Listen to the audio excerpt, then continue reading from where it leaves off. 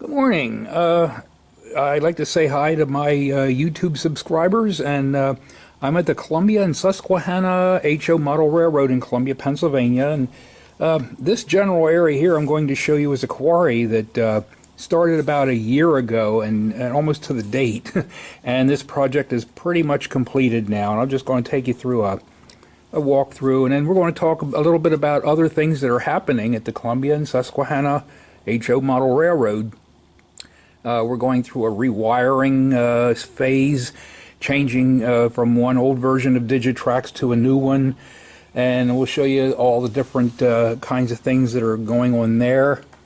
But I just wanted to walk you through this quarry area that Fred Regal and Dan Martin have been working on for the last year. And these two guys are very talented individuals, and they put a lot of time and effort into this whole facility. And it is a rather large facility. I'm standing in the access hatch right now at Warrington, which is part of the layout. And you'll see this access hatch in a few minutes, maybe when I come outside. Just to pan around. And this is only part of the Columbia and Susquehanna HO Model Railroad. The whole layout is 2,200 square feet. And this is maybe a section of about maybe 200 square feet. And this general area, you see some bags there laying, but we still have to do some work around the turntable. Just making one whole pass here. You can just pan down this way a little bit, sort of like an aerial view.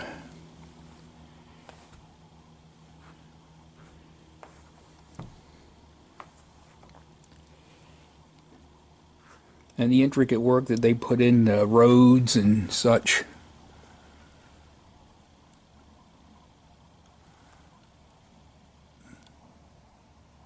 And down in here, see if I can zoom in a little bit,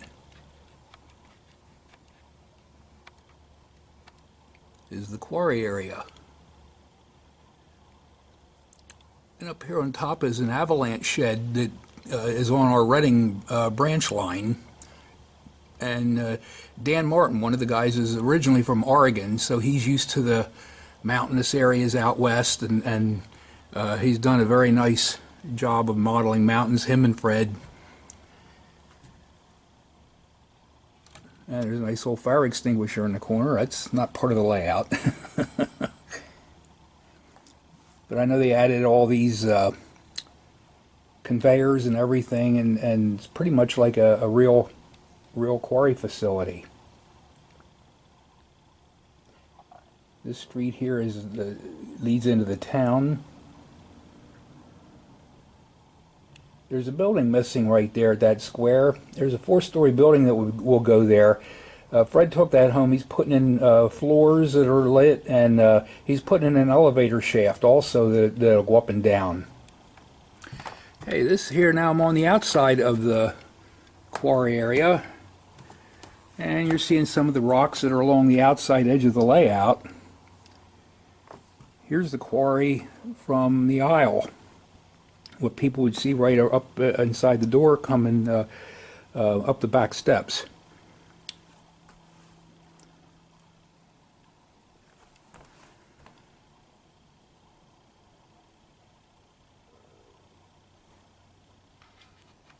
This building here is along the aisle here in Warrington, and I put lights in here.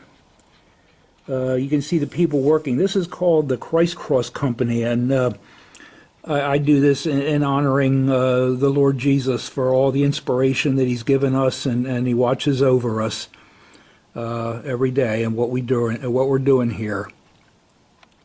Let me see if I can zoom in. Maybe you can see some of the details of the guys working in there. And second floor is just a bunch of offices, a couple desks and stuff like that.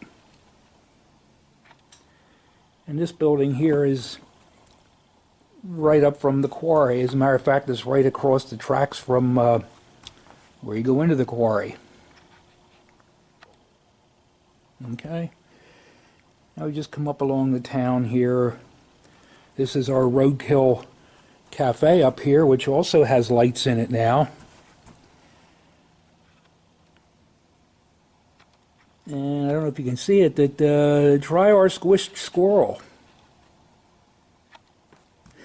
So, got to have a sense of humor here too, you know. Dan and Fred are also working on rerouting some of the telephone pole wires that I put up, which is good, because otherwise they get bumped by the people coming down through. These are packing. This is a meat packing company. And then here's the tunnel you go into to go through and go down the other side of the layout. Right around from the tunnel coming out of Warrington, Fred Regal has been working on a little mini campground area here. A couple guys out. See if we can zoom in here pretty good, man. It's a little bit too far. And they're sitting here having a campfire. Right up above that, Fred had built a rope bridge. Very nicely done. It's scratch built. And there's even a couple guys coming across. They come across the rope bridge, which is over like a gorge or a chasm or something. And of course, then you have steps. And the steps go up and up and up until you get to this building, which Fred also built. And it's the highest building on the layout. It's probably 6 feet above the floor. It's a scratch-built, we call it a ranger tower. So, you know, you can, but it overlooks the entire yard at Warrington. So if I come around here and I'm way up high,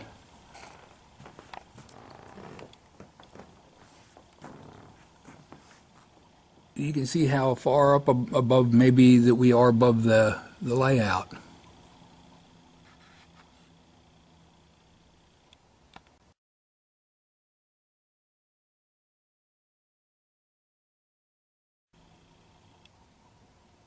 Okay, this is Brantsburg, and Brian Abramo is working on this area right now. Added some bushes and such, and there's a big spray bottle. But he did some work over here on a small mini diorama of a little hunting cabin. It's right there. And that's right up next to the rutting tracks that come out of the tunnel here. So Brian's been working on that. And that's part of where Brantsburg is, because Brantsburg is going to be undertaking a little bit of a change because a few new buildings are being added in here. Brian wants to model this after the town of Thurman, West Virginia. So there'll be some of that along the tracks. This area also over here is a good switching area.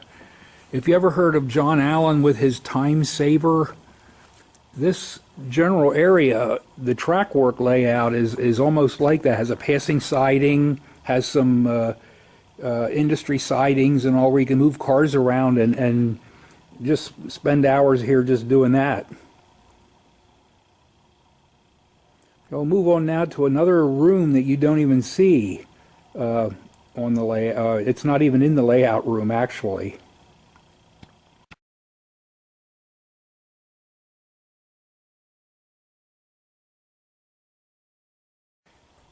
Okay, we're going to take a little walk here. We'll come out of the layout room altogether, come up these couple steps here, and actually we're going into a different building when we cross over here.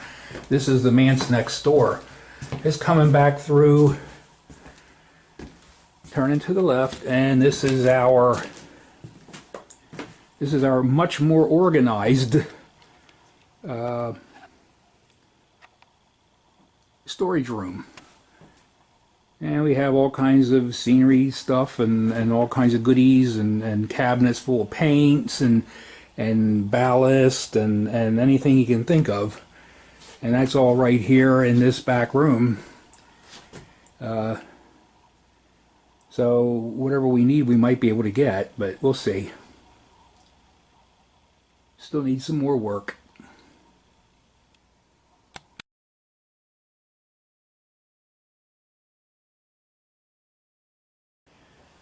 Okay, now I'm way down at the other end of the layout. Okay, we were way down there before. Now we're way up here at this end.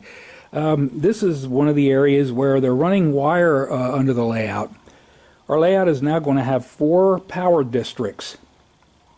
And of course, what they're deciding, we used to have a ramp that was here. If you ever visited our layout, you had to go up over a ramp and go down the other side. And we took that out. And now we're going to go under the floor with some cable or conduit and such, running cables from the layout, from the 4 power districts up to, they'll hook into this, which was made by Tom Sukup, who's he's an electronics man and a very talented guy when it comes to PC boards and Digitrax and wiring and everything like that. He also does Arduino boards for animation, which is going to be part of the layout in the future. But he built this at his home and did all this wiring and everything, and that's where the cables and wires will come up from. And let me walk around the corner here, and if I can come upstairs. We used to have a big blue monster up here. And the big blue monster is not here anymore. That was taken out by Rick Christopher. And Rick is also working on some carpentry work up here, as well as doing the carpentry work under the floor. So he's also a very talented individual when it comes to that kind of thing, and that's what we need. This whole area now is going to become a work area, and we'll have lighting up here and everything. We'll build half walls over, and we're going to use a desk here instead of that big blue monster. Computer stuff will be moved down to the corner. And panning over here, of course, we have to have our microwave and our coffee maker. I mean, you know, you got to have snacks, folks, because there's a number of people come up, and we work here during the week, you know, and such like that on various projects that we have going on.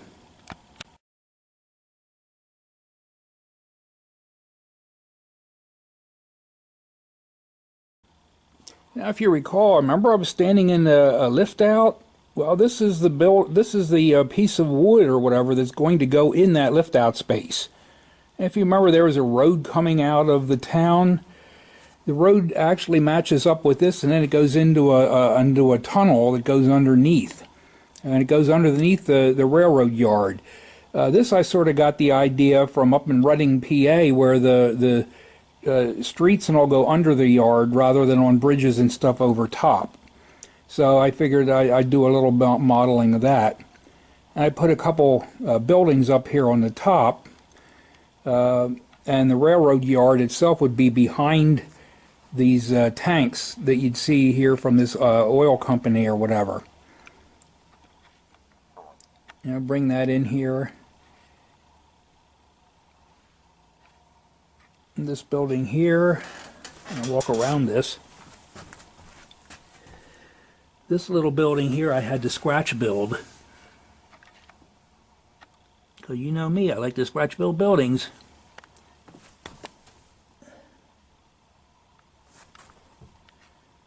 So that sign up here, I was a little bit tricky to build. That's all out of one piece of styrene that I had to do that.